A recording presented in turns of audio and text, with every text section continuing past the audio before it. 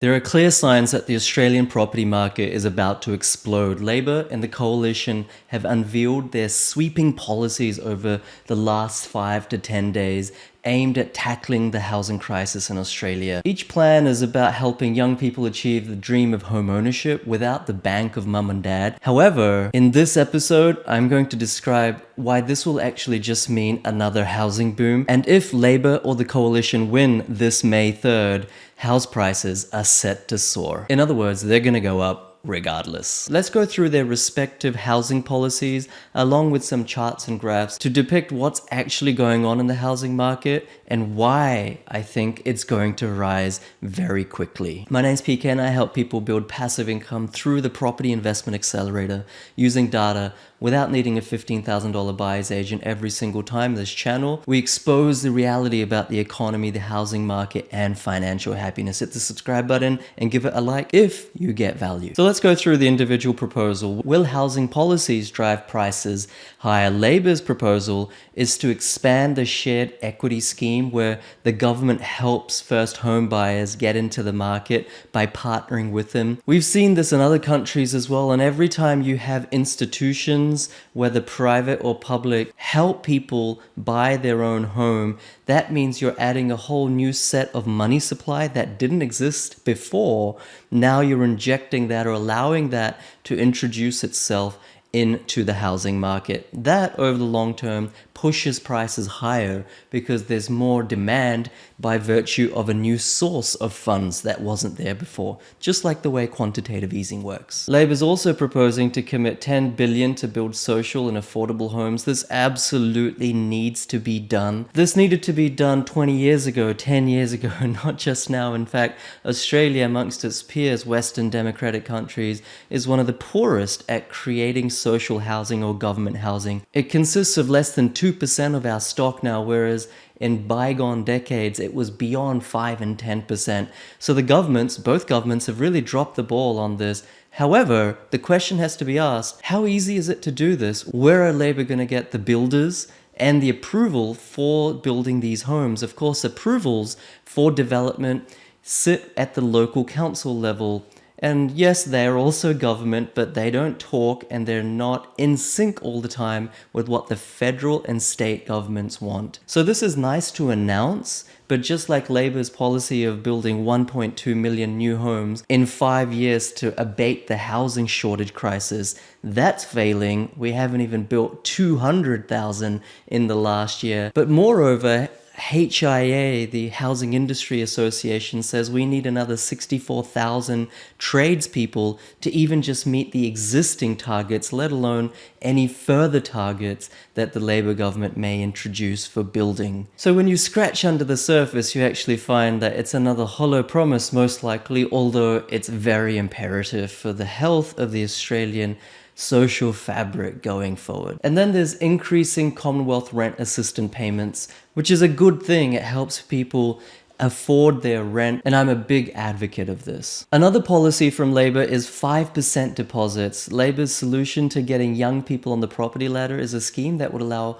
most first home buyers to buy a property with just 5%, with the federal government guaranteeing a portion of the loan. This would help a Sydneysider to purchase a $1 million home with just a $50,000 deposit without having to pay lender's mortgage insurance, which is another charge or fee that a home buyer needs to pay if they provide under 20% deposit. Now, this scheme already exists in some shape or form, and this is simply a ploy in which they will try to expand it. But think about it, if this is going to mean that more people are able to afford their first home, I mean, that in of itself is a good thing, but that means that there's more demand. And now you have, especially the more affordable end of the market, under $1 million in Sydney, or let's say under 500K in regional areas, under 750K or 900K in other capital cities, depending on which one. Now you have more fuel in the burner, more first home buyers bidding, more first home buyers swarming into these auctions, to this to these listings because now they can afford it because of the government's new policy,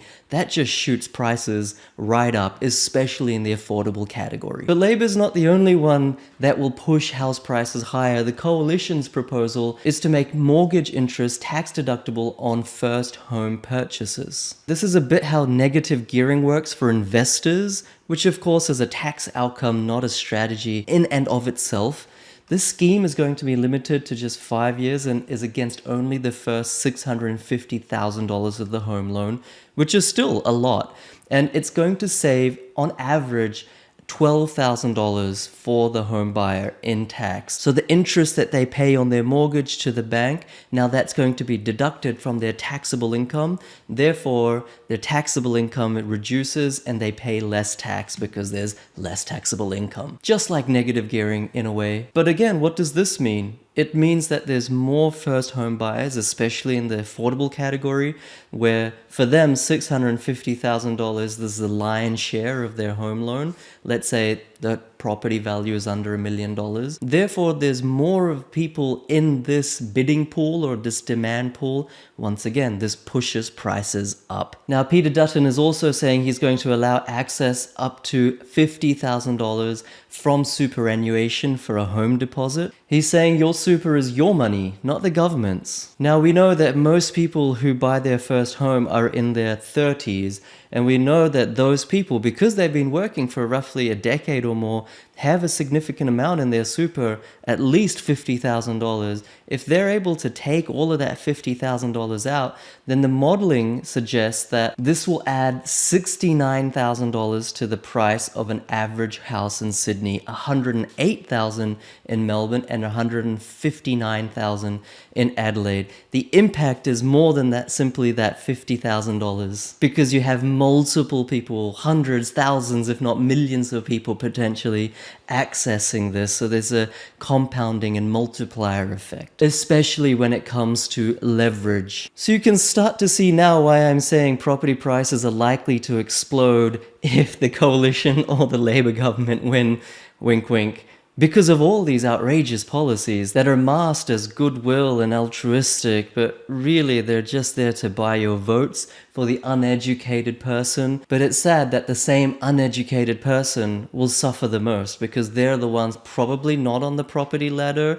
And whilst this may help some of them get on the property ladder, there's still a lion's share of people that will never be able to then get on the property ladder. And those with assets, especially investors, will be laughing all the way to the bank. Good thing or bad thing? I don't know, but that's the reality. Peter Dutton is also saying he's going to incentivize councils to fast-track planning processes so that they can release land and therefore developers can build more houses. But councils aren't going to listen to the federal government when they've got their own constituency and residents practicing NIMBYism till the cows come home. Not in my backyard, they will say, and the council is there to serve its existing residents, not the federal government. This is all very concerning because right now we have a situation where building approvals per capita or per person are already at near record lows. They've not been this low since around the start of the century and just before 2010. And we know that around 2000 to 2005, there was a huge property boom, both in Melbourne, Sydney, Perth, Brisbane, and also post 2010, we had huge run-ups in places like Perth, and then in 2011, 12 onwards, Sydney and Melbourne kicked into gear and had perhaps their biggest boom in the last 15 years. So these are ominous signs for those who aren't property investors or who aren't on the property ladder, because prices are only going to rise. And with population continuing to come in, I know Peter Dutton saying he's going to slash permanent migration by 25%, but 25% reduction is still higher, net of that reduction than the long-term averages. And so therefore you have this sad state of affairs where the demand estimates based on new population growth and the average housing size, which is around 2.1 per house, that calculates demand. Demand is shooting up through the roof while dwelling completions continue to fall. This gap has never been wider, and as soon as interest rate drops kick in, we're likely to see some pretty significant house price jumps. And I think the types of properties that will especially benefit from all of what I've told you so far is townhouses, especially in our capital cities. Already we're seeing the investment property by type, the percentage distribution for townhouses grow. It used to be under 10% just 5 years ago, and now it's approaching 15% and more. So from an investment perspective in capital cities, whilst detached houses are often beyond people's means, there's likely to be a massive surge in well-located, established, rare type flats or townhouses or villas. I did a whole episode on this about 2 years ago. I called it, and since that time, we're seeing a huge uptick in townhouse prices. And before I finish, I do want to say this is not meant to be a political episode. You can see under the Howard government, house prices went up more than double. It was a steady drop in interest rates during that tenure. A change in capital gains tax, strong migration, and the China boom and the first homeowners grant, which always boost property prices. Then, under the Rudd-Gillard-Rudd tenure, Labour's term started with the GFC, which then obviously saw a slight reduction. People think that the GFC meant house price crash. It really didn't in Australia. They fell by less than 8%. In some areas, like regional Victoria over in Perth, continued to rise.